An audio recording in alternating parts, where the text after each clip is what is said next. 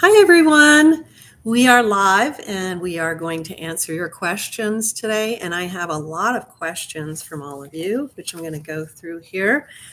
A little reminder here to please subscribe to our channel. That really helps us to become more and more searchable in YouTube and on the internet. And also, if you are able, please consider becoming a member. You can click on the join button up in the upper right-hand portion of your computer there and check out the options. I'll also apologize ahead of time, recovering from a cough. So I am going to play it by ear and see how I do here, but please excuse me if I cough during our live stream today. So our first question is, once a soul graduates from Earth, does the soul move to realm 4, the realm immediately above Earth? For instance, let's just say and assume, hello, Anayel, welcome.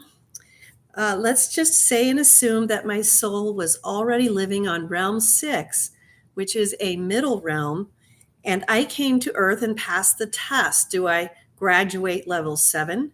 Or can a soul, after passing probation, successfully jump many realms?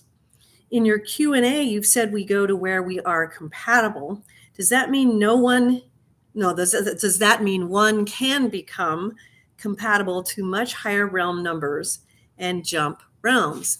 Hello, John, welcome. Thank you both for joining us. And so in answer to that question, most souls go to realm 4, but it is based entirely on your compatibility. Souls can go up, down, or remain in a parallel type realm. And yes, souls can skip realms and go higher. They also can skip realms and go way lower if they are evil. So it's all dependent upon what we are compatible to at the time of our death. Our next question. You have mentioned there is an infinite amount of realms. In what realm does God reside? I know it is the highest, but there is no highest when it is infinite. Is a realm more like a space area? I think you said they overlap with planets in it. The higher realms or heaven, whatever their numbers are, contain many planets, and a soul is free to move around. It is hard to picture in my mind how the mechanics of progressing through the realms work. So, excuse me, the higher realms do contain many planets, and souls are free to move around, but are often moved by the eternal in their various tasks and callings. I would say that where God resides would not even be something you would pinpoint as a higher or lower place. You just know it when you're there.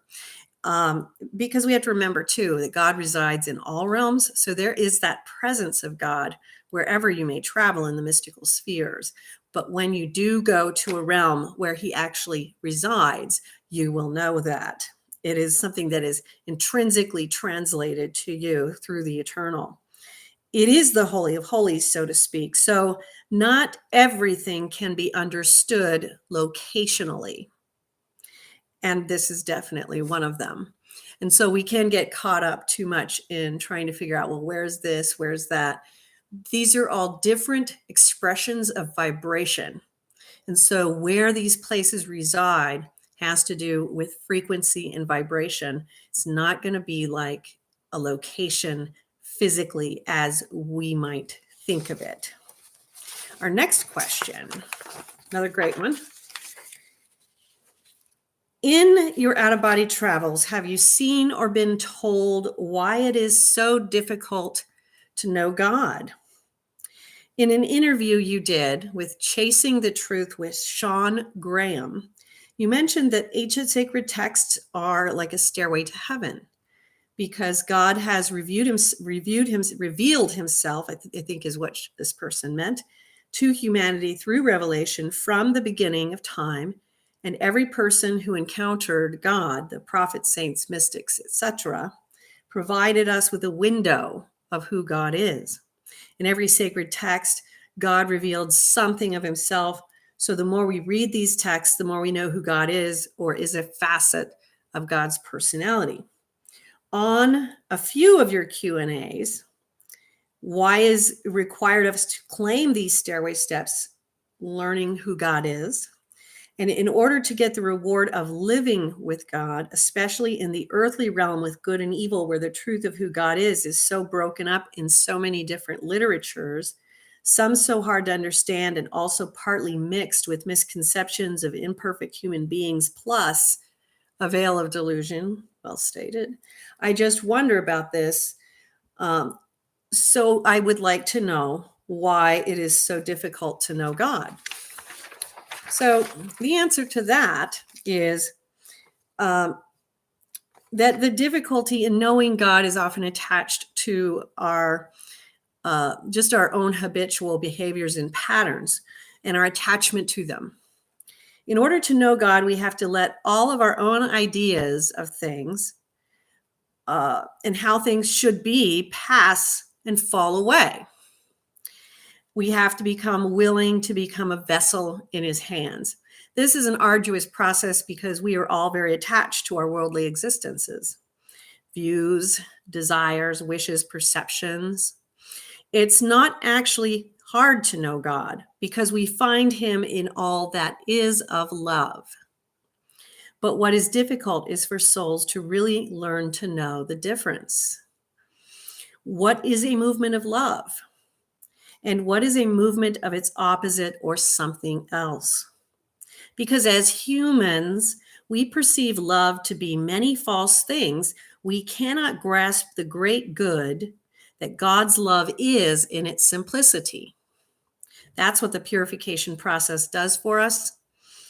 It helps us to separate the false from the true. And when other elements are separated, God becomes easily knowable, easily seen. The steps represent different aspects of God we may come to know that have been shown and been known by other masters who have come before us. By attaining to every little nook and cranny of knowledge that God has revealed to his great prophets, saints, mystics, sages, and ascetics, we move closer to him.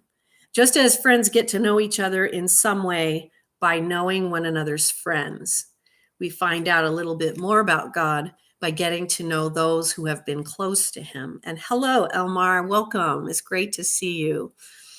But I'm not saying you have to know every single thing upon this pathway. Certainly, many souls live in the highest spheres of heaven who knew none of these things. That's important to remember. They have reached God through their love and goodness. But there is one path to transformation that leads from earth to heaven and helps us to understand and know God better. And this is one of them. And there are many, because some people will take a path through a singular faith. And that is just as valid and just as real and powerful for people to find what they are looking for.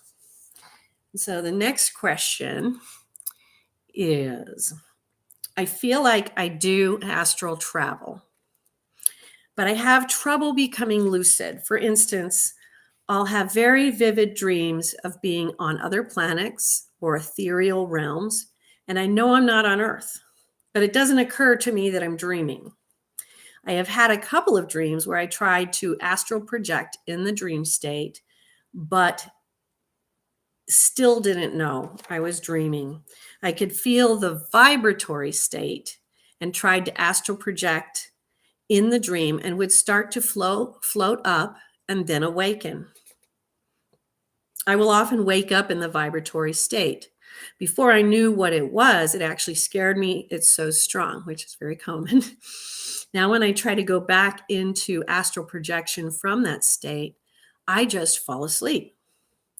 If I meditate past the half-hour mark or meditate lying down, I fall asleep. It feels like I'm going into a deep sleep cycle faster than I should. I'm not sure if that's a thing, but I often have dreams, even if I take a 20-minute nap, which also isn't supposed to be normal. Not sure what she means by that, because that's perfectly normal. Hello, Adriana. Welcome. It's great to have you.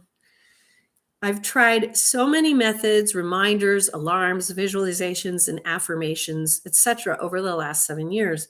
I'm not sure what else to do. Any help or insights you might have would be greatly appreciated. And again, I'd like to point out that taking a 20-minute nap is perfectly normal. And having a dream during the 20-minute nap is perfectly normal for many people. It might be a little bit early for some, but that's also perfectly fine. And so what I would suggest to this person is that you're doing quite well. You're experiencing a lot of the aspects of the out-of-body travel state, and they are happening in little snippets and bits here and there. It's not abnormal to go into the vibrational state and then not last very long because it kind of freaks people out. It's so strong, or it's just too intense, or you don't even know what to do next, which is, entering into the stage where you might start trying to roll out of your body and see what happens, or lift up your arm and see if you are actually vibrating high enough that you actually could go into your spirit traveling. You'll find that out if your light arm rises rather than your physical arm. If you roll over and you roll out of your body, then you're ready to take the next step. All of the things that this person is describing are normal and to be expected. And what I would suggest is surrendering to this a bit more. When you start to go unconscious after a lucid period, it often indicates that things are going on subconsciously, which are necessary to occur before you take the next step. Enjoy the sleep. Don't worry about it. A lot of people will fall asleep while meditating, and this is perfectly fine, and it is also perfectly normal. You just do it. You be faithful to the practice. And don't worry about the results of it. You just continue it, because that is the practice that eventually hones your spirit for spirit travel. So continue meditating for sure, and don't sweat it if you fall asleep quickly. Roll with it. Consider trying to roll out next when you're in that vibrational state, and see if you are at a vibration capable of having you leave your body. If you are, great, then you'll want to take some of the next steps. If not, don't worry about that either. Just continue with what is being presented to you. So that's all very exciting, actually, because that person is having a lot of the signs and symptoms of this opening up within them. So here is a question that someone sent me about the limb of the redemption. And so this person sent me a quote from the book, which says, quote, "The astral world extends nearly to the mean distance of the orbit of the moon. But though the whole of this realm is open to any of its inhabitants who have not permitted the redistribution of their matter, the great majority remain much nearer to the surface of the earth." And the question is, what does, quote, "inhabitants who have not permitted the redistribution of their matter" mean? Good question, huh? So this is hard to explain in words other than what they have utilized here. But these would be souls, in essence, who are very attached to their, quote, "personality," unquote, and are not allowing the energetic integration that comes. So they remain compatible to the astral realm, and they are very worldly, grounded, and surface-oriented beings. They cannot go higher than the astral. In this instance, he speaks of it as being better than those who are actually closer to the earth. And that may be so, but this is also a very basic state, and one that can be transformed into greater heights if the soul allows the angelic to help and assist. And so all of this, speaking of the redistribution of their matter, really has to do with the energetic work, the vibrations, the frequencies that are being brought into our souls in out-of-body travel states and also in our meditations and our prayers. That's when this redistribution of our matter is taking place that makes us more compatible to higher and greater things. Okay? So hopefully that is somewhat helpful. And our next question. Good questions here. Lots of good questions this time, huh? So, in your out of body travels, have you seen if and when a soul is too evil, dark, and unrepentant? Can God Almighty kill or destroy that soul's essence and reorganize the matter over again? So, yes, here we go. So, I've never been shown this actually being done. However, there have been implications to something like this being possible. So the answer is unclear.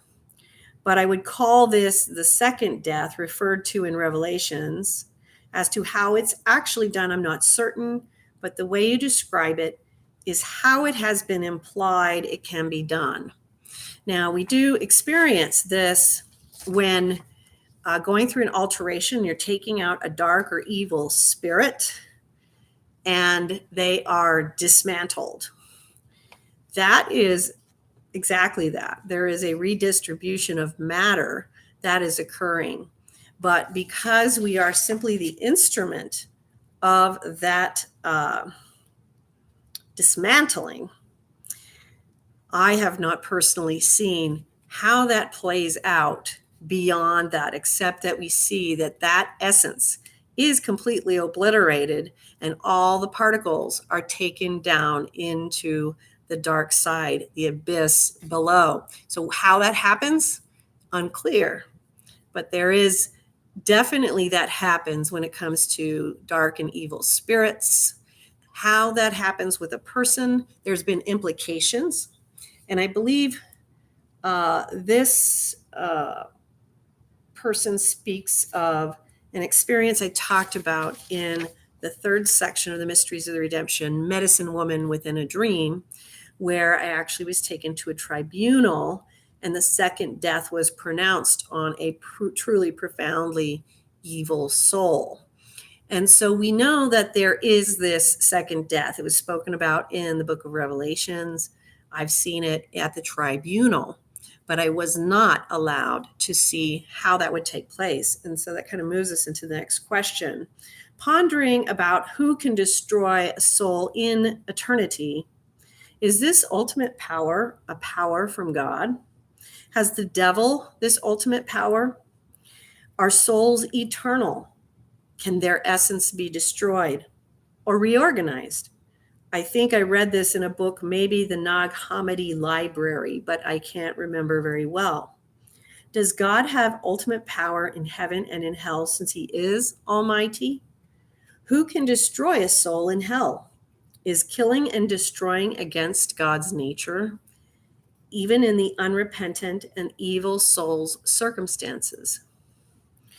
I would say that it is a power from God and that only God can actually do that, even if he uses a vessel to bring it about. So like, for instance, in the experiences I've had and other souls experience where we are brought in to do spiritual warfare or alteration, it is God's power moving through us that makes these things happen. It's not something innate in us. We do not have that power. My understanding is the devil would not have that power. Remember, God is creator God. Lucifer is a created being who chose to stand for the darkness and the dark side and evil. He does not have a creator element. And in fact, his entire existence is the opposite of that. He is destruction itself. So he probably would love to have that power, but it is not granted to a creature. It is something that only the creator can hold. He has been given leeway. however, to tempt people into paths that may lead to their own destruction. So that is what he would do. He would lead souls into actions that lead to their own destruction. He can't actually do the destruction himself. And yes, souls are eternal. I don't know for sure if souls are ever completely destroyed.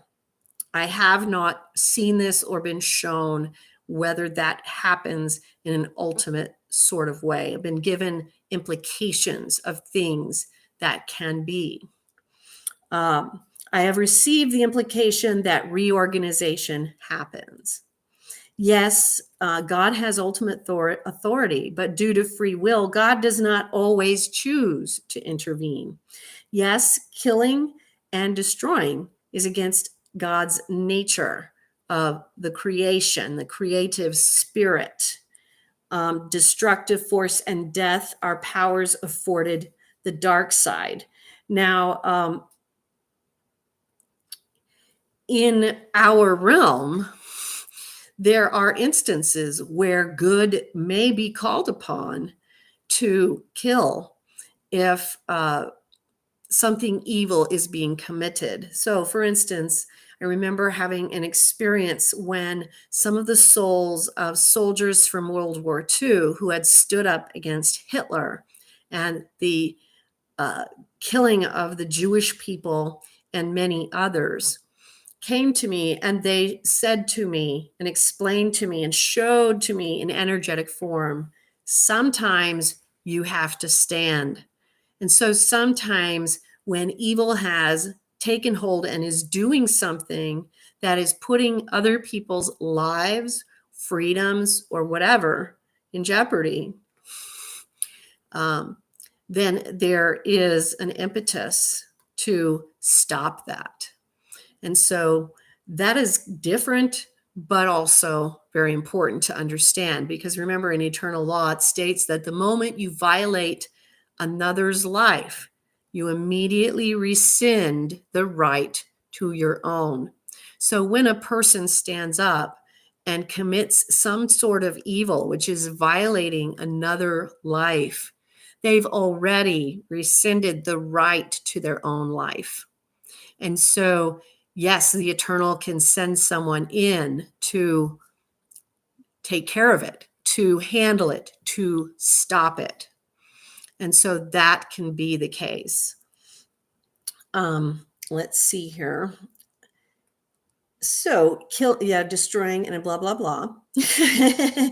As regards unrepentant and evil souls, what I have been given to see is that souls are sent where they are compatible. And that is also what Emanuel Swedenborg was given to see.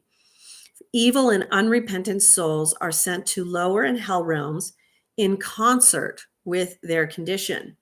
But as you mentioned with the experience with the tribunal, there are still mysteries as to what God may choose to do with certain souls. We don't always understand or know, because only God knows the heart of a soul. We don't. We can only have that revealed to us through energetic truth from God.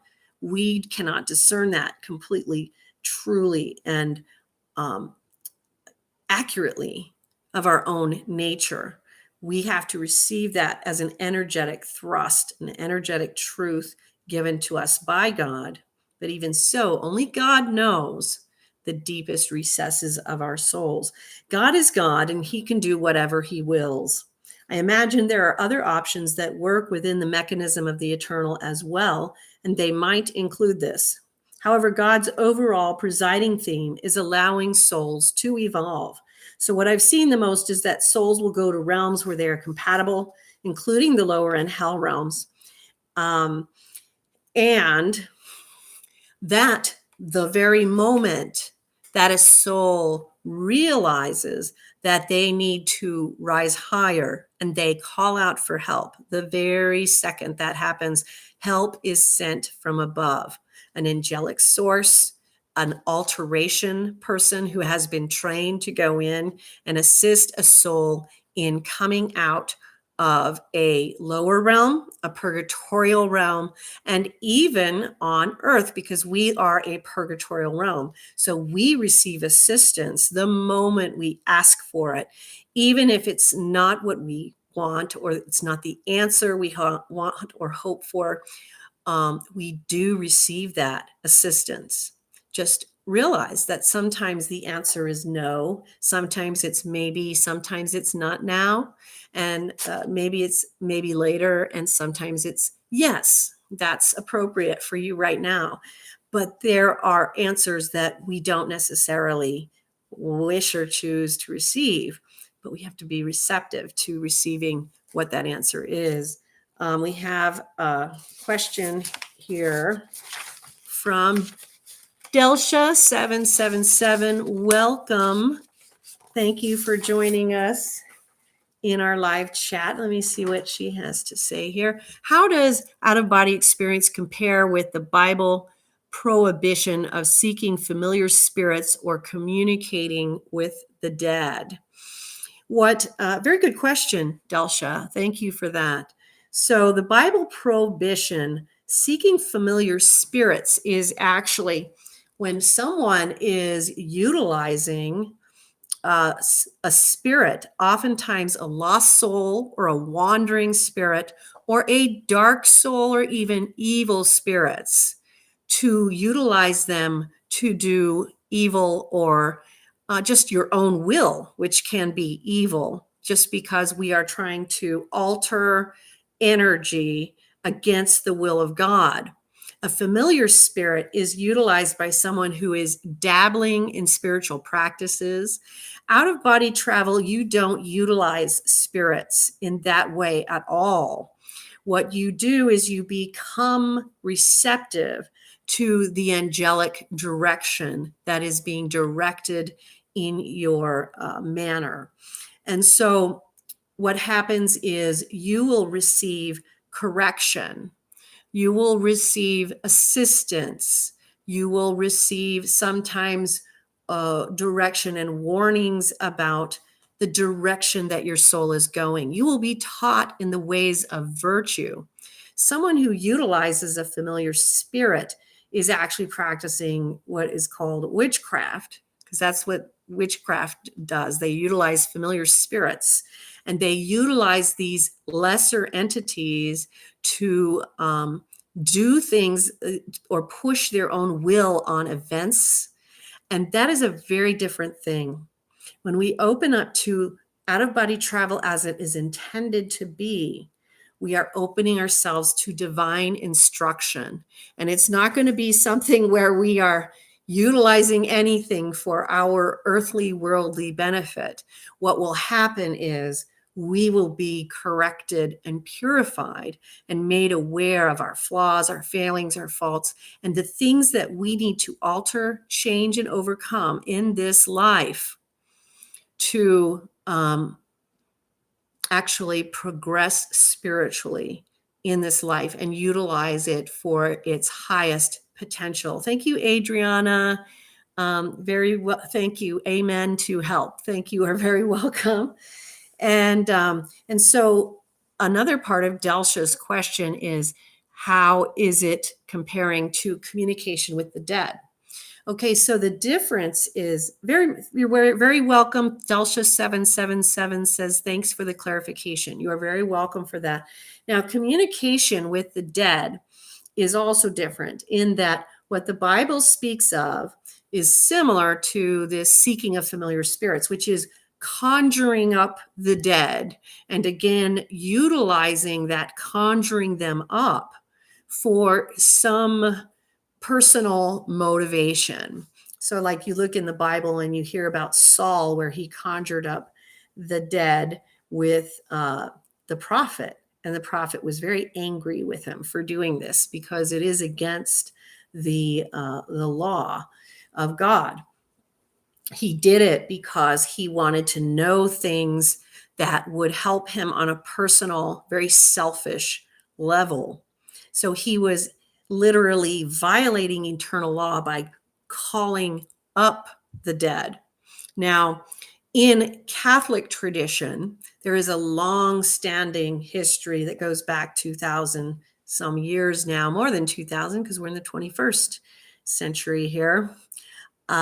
We have a long tradition of souls that reach out to other people who are still living, who to ask for prayer and assistance because they are undergoing purification in the afterlife. And this can also be called purgatory. But see, we here also are in a purgatorial realm. So we are doing something similar. But what we do know is that souls who have passed into the afterlife often ask for assistance. A lot of times it's as simple as they're asking for prayer, because prayer is power packed energy that rises from earth to heaven and is extremely helpful to souls who are struggling in purgatory. So, what will often happen is we will be called in. And again, that's the difference. We're not seeking it out.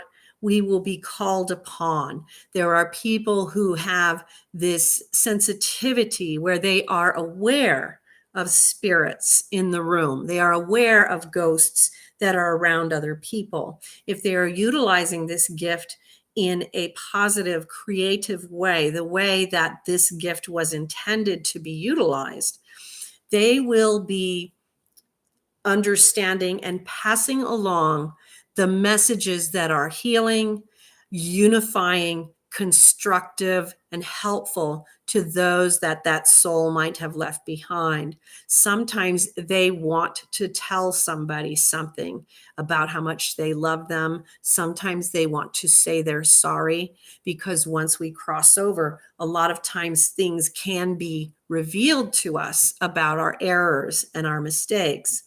Then there are also souls who are in purgatorial realms and souls that are in lower realms where they need assistance to move higher because they have attained to some type of higher wisdom in that realm.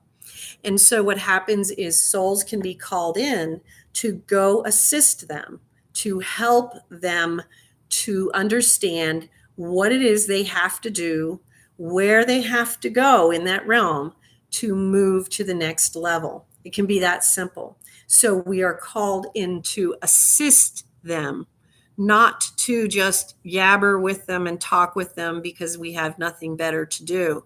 And in fact, communicating with the dead can be very dangerous if you do so without proper training in the mystical and discernment, because many of these people will be lost souls and wandering spirits.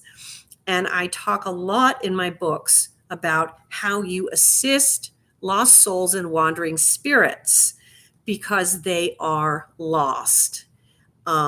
Sometimes they need to have guidance through something that is deluding them and holding them on the astral plane.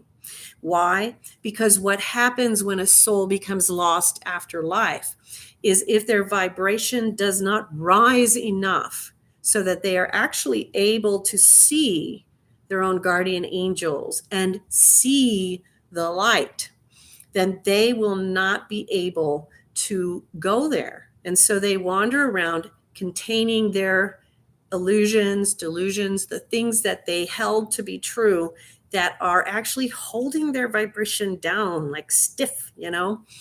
And so someone may be sent in to assist them in raising their vibration higher. A lot of times that vibration is raised simply by giving certain information about the all-loving God, and that these beings, these guardian angels, are waiting for them and wanting to help them to cross over. But also, it can be working through some type of delusion that has them stuck on this plane. It can be someone has committed suicide and they're holding on to something that was really harsh in their minds about the way things really are.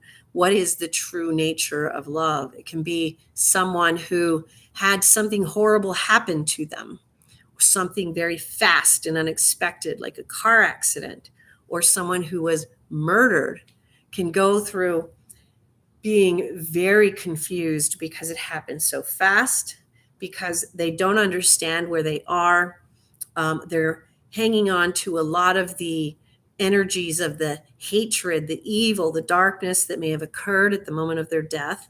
For those who had sudden deaths that were accidental, sometimes there is guilt about actions that they took that led to their death and possibly the death of others. Sometimes there is just utter confusion. And there are also souls who never believed that there was anything after death. And even just that alone can get them stuck in this place, because they're like, well, there wasn't supposed to be anything here. I don't know what to do next, because they didn't believe in anything. They believed either they were atheistic, agnostic, or whatever. And they just thought they would cease to exist. And now they are faced with the fact that they are still alive. So then they're confused. There are also wandering spirits that are doing a certain purgatory on earth. So for something that they neglected to do during their life, they may have to wander the earth for a time as a penance and do something that is productive and helpful in what they neglected to do in their own life. They may have to help other souls who are in that state and themselves. But they also, at some point, when they're ready to move forward, someone may be called in who is an alteration pathway worker, who will assist them in making the crossing and then moving forward into the light and into a higher understanding. So Anna Yell says, my friend is still on the ventilator after 9 weeks. She's sedated and on paralytic. Could this be keeping her from leaving her body? My heart goes out to her. Well, yes, it definitely can, because and Adriana says, thank you for your new documentary film. It's great. Thank you so much, Adriana. That's the Tao of Mysticism, Becoming a Deep Mystic. And it's one of my favorite ones we've done, because it goes into a lot of the work of Augustin Poulain, Father Augustin Poulain, who is done really amazing work in mystical theology. And so I'm glad you're enjoying it. Thank you so much, Adriana. And so when someone is on artificial life support, yes, we are artificially prolonging their life. The difficulty in any case like this is just simply the fact that we do know that people do come back from things like that. Earlier on, we were talking about, excuse me, my speaking with Sean Graham on Chasing the Truth. Sean Graham himself was, in a coma for like 14 weeks. I have a neighbor who was literally in a coma for 4 months. And here she is 20, 25 years later. So we do know that some people come back from these kinds of states. So yes, if you take someone off of life support, they often will immediately die, and that will make them then leave their body. I'm just going to assume that she's still on the ventilator after 9 weeks, because the family has probably decided this in concert with whatever the doctors might be telling them. And they might be hopeful that there's still the chance that she could come back. We just don't know. And I don't know more than what you're saying there, Anayel. And so we know that obviously her situation is very dire. And the question is, they're probably trying to put in as much effort as they can and give her as much time as they can, just in case she's going to come back. And it is so difficult for us to watch these things. It's difficult for me too, just because I know that many of us would just prefer to be let go. But on the other hand, we also know that sometimes people come back, and we can't completely ignore that, because God uses medical science and all the things that we have available to us to do things in people's souls and in their lives. And you have people like Sean Graham, who comes back and now his whole life is dedicated to talking about his near-death experience, which was profound and beautiful. And other people who have had those near-death experiences, who have come back with messages for the rest of us. Thank you, John. We have a super chat. Thank you for $10. Thank you so much, John. That helps us so much. Again, subscribing makes us more visible and searchable online, and becoming a member is so helpful because it helps us to keep our stuff free for everyone around the world. And thank you so much for the super chat. He says, that was very enlightening information on lost souls and wandering spirits. Thank you, Marilynn. You're very welcome, John. Thank you so much for being here. I appreciate that. And thank you so much for the super chat. These things are so helpful. Anna Yell says, a lot of prayers for her. Thank you. She's breathing 10% on her own now. Well, there you have it. I don't know enough about medical things to know whether that's considered good or not good, but that's showing that there might be an effort on her part to rally and try to come back. And that's probably what the family is trying to give her the chance to do. And so we will pray for her. And it didn't sound that great. Anna Yell says not good. 10% is not good. It doesn't sound that good. But that's probably what the family is thinking. They want to give her every chance to rally and come back, just in case she's trying to do that. And we just never really know. Ronald Coleman, welcome in. Always good to see you, Marilynn. Thank you so much, Ronald. And it's great to see you here in our chat. It's great to have you. Anyone have any other questions? Feel free to just pop in here and throw them out. Anna Yell, thank you and God bless you. Thank you and God bless you too, Anna Yell, and God bless your friend. Difficult times for sure. So if anyone has any questions, come on in. I've got more, believe it or not. We have questions always coming in.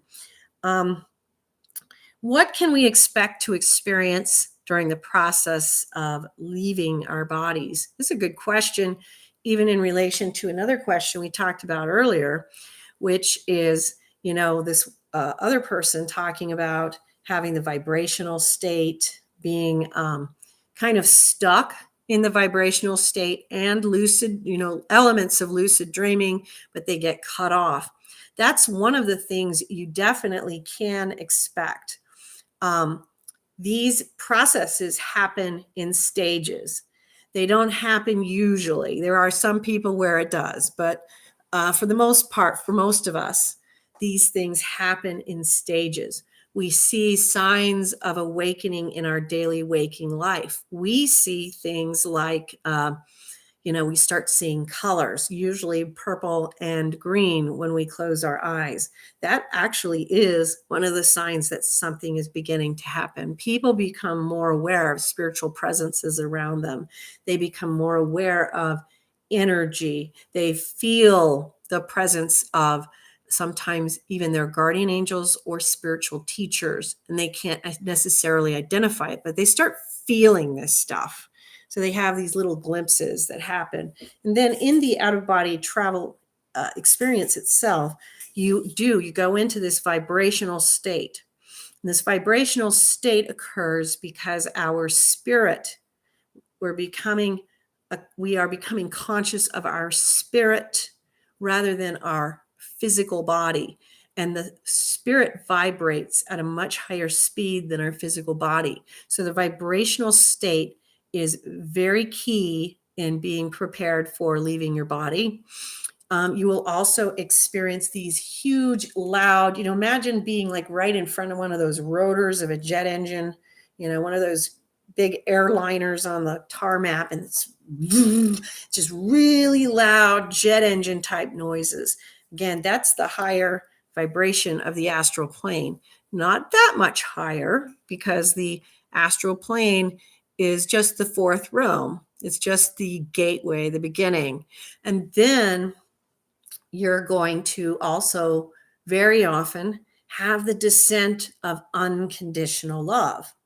And this is when you feel this unexplainable love of God for your soul.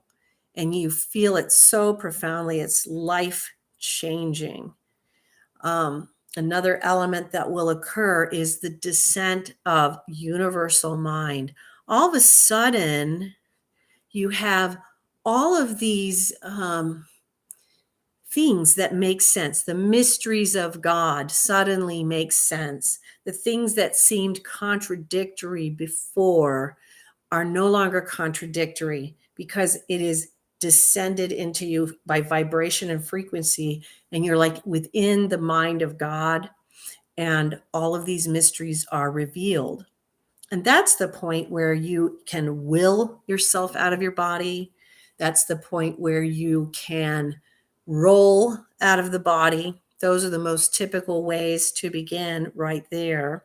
And then you're going to start moving around the room, learn how to permeate walls and windows, move around the astral plane. And then that's just the beginning. That's learning the tool, because then you'll start interdimensionally traveling, going through a variety of corridors that are going to take you into the teaching dimensions, the places where you are going to learn. You're going to be taken into your past lives. You're going to be taken forward into things that you need to see, even your own future here on earth in this physical incarnation, or future lifetimes, because our past lifetimes don't necessarily occur in a time continuum like this, one after another, time sequentially. We can pop around through time.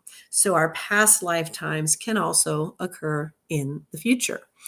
And so you're going to do that. You're going to go into creative realms where you're going to learn more about your own particular gifts. So if you're a creative person, you're going to learn more about your music, your art, your writing, your painting, your whatever. If you're a scientific person, you're going to be taken into realms that are going to expand on what you need to know to perform the function that you were put here to fulfill. Then you're also going to go into much wider. You're going to start learning about your purification aspects, which your primary vice and your secondary vices, so that you can start purifying that. So we have some questions coming in. So Elmar says, thank you again for the prayers, me and my roommate, while I was hospitalized last month. You are very welcome. I hope you are starting to feel better, Elmar. And my wishes for your roommate as well. I know he was really struggling. John says, what is your advice for people who are undergoing the purification process, especially for the first time? In your experience, what are some of the hardest truths for people to hear and accept? It's a very good question, John. Thank you. Basically, the hardest thing for each of us to hear is to identify our own imperfections, our vices. In my case, it was lust. I've known, ironically, a lot of us have lust. It's very common. But I've known people who really struggle with greed. Some people really struggle with avarice. And so they have these rage and anger that they have to work through. None of us is very comfortable when we receive that guidance. The reason why is because all of us spend most of our lifetimes just trying to excuse our bad behavior rather than actually taking a look at it and analyzing it and doing something constructive about it. So having to see ourselves that way is often kind of devastating. We also often feel and worry that we are no longer lovable to God because we all of a sudden see ourselves as God sees us, and we see that we are extremely flawed. The thing to remember, this is what I've learned and what was spoken about by most of the mystical saints, is that God does not deign to correct those whom he does not think have the potential to use that correction in the most productive manner. God does not waste his time. So if God is correcting you, that means he thinks that you have the potential to overcome these things. And that means he's put great confidence in you.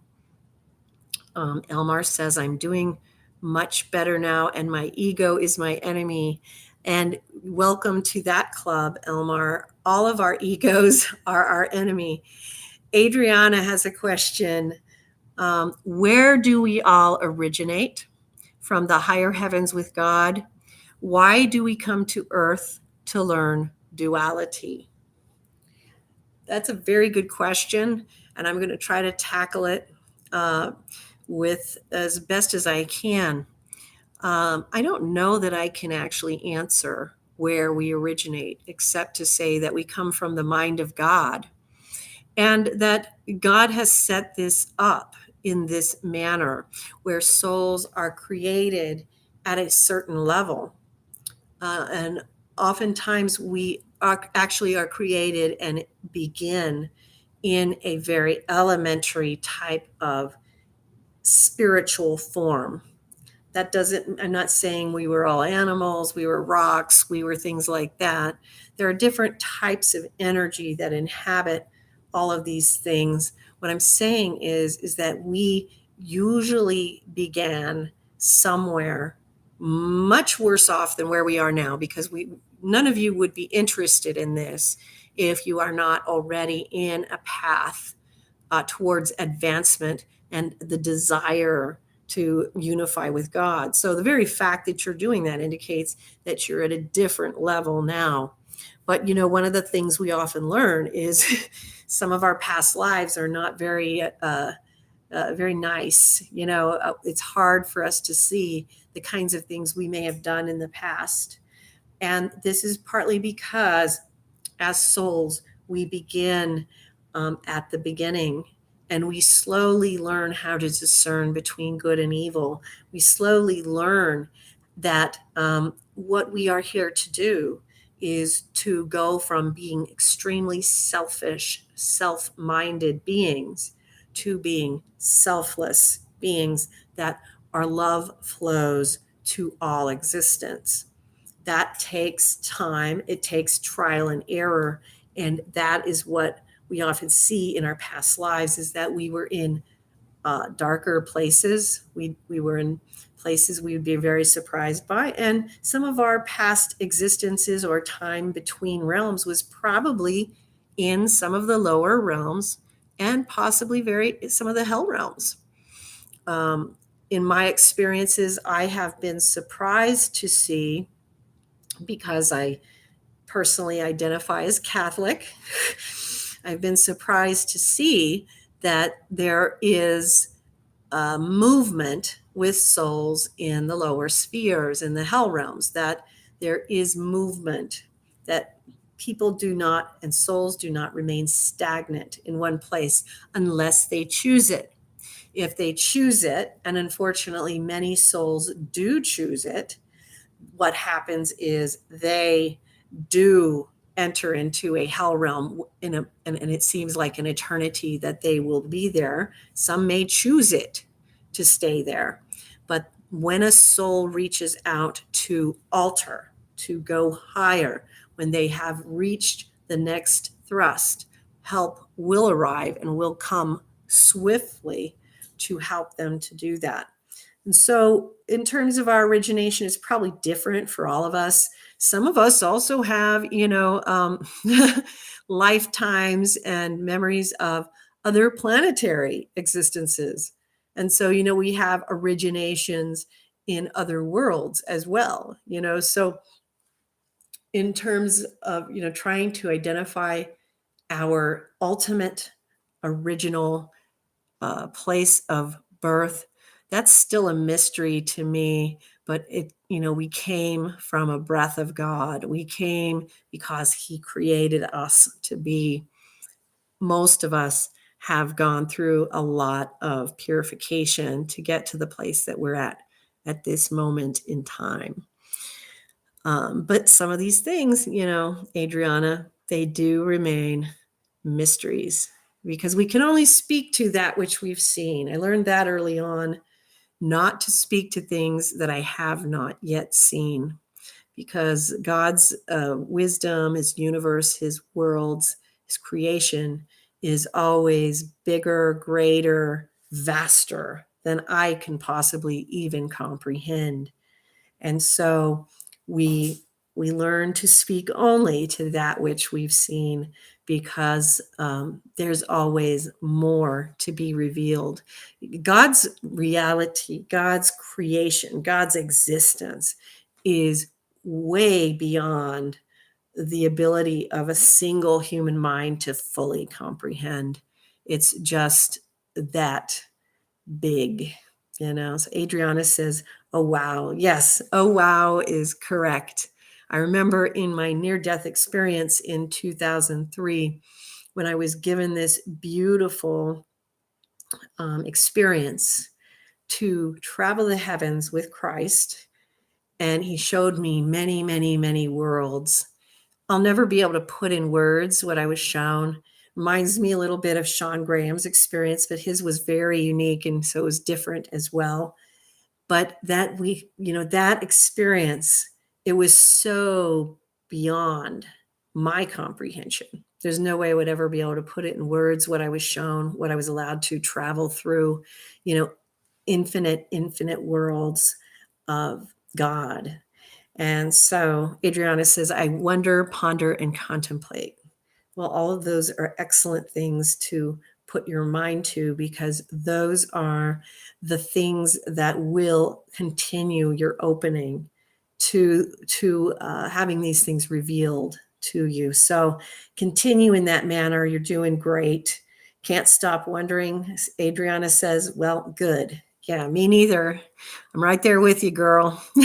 So there you have it. So again, thank you everyone for joining me for this month's your questions session.